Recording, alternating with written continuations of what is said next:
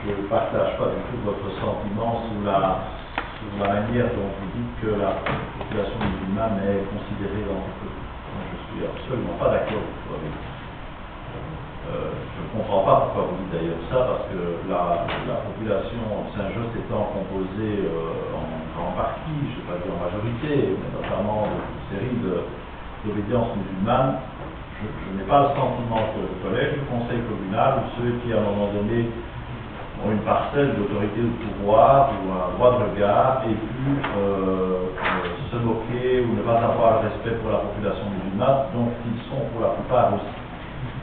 Alors, si le discours consiste à poser le problème de manière globale, je veux bien vous suivre, mais excusez-moi, je trouve que c'est un peu déplacé pour ce qui concerne la commune de Saint-Just, qui serait, selon ce que vous dites, mise dans le même bannissement, en tout cas dans les mêmes considérations qu'un certain nombre d'autres communes bourgeoises qui ne se connaissent pas évidemment. Tout au contraire, la commune a assez bien évolué.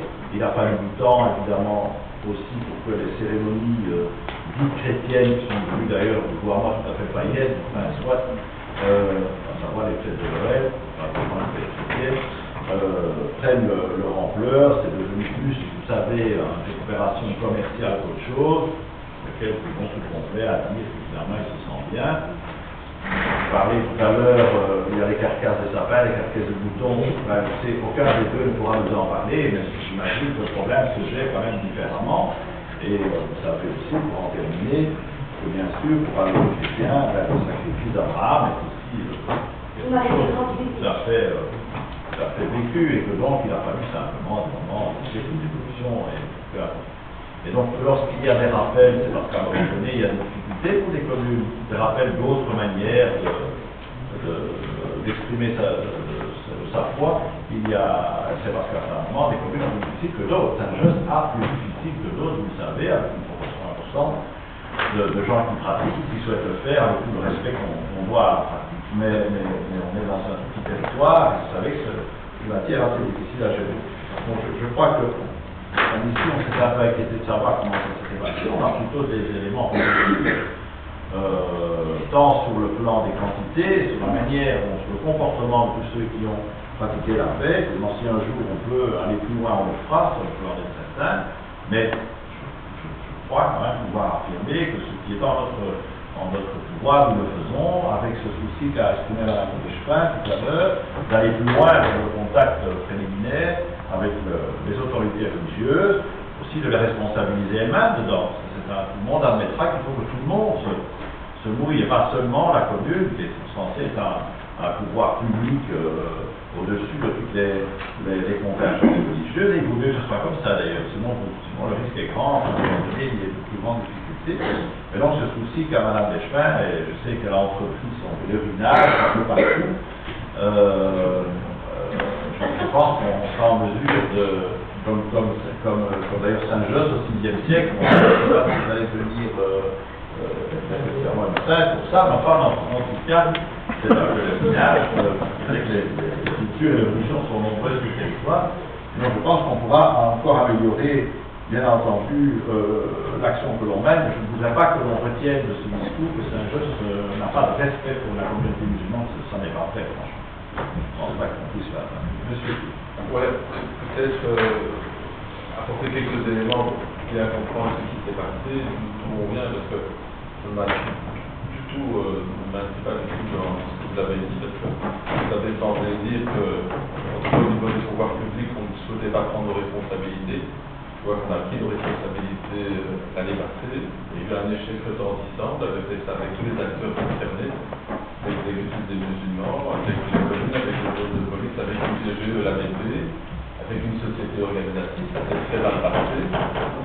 Soit on a retenu la leçon, et une des grandes conclusions de cet échec, c'est qu'au fond, ça ne se passe plus au niveau des communes.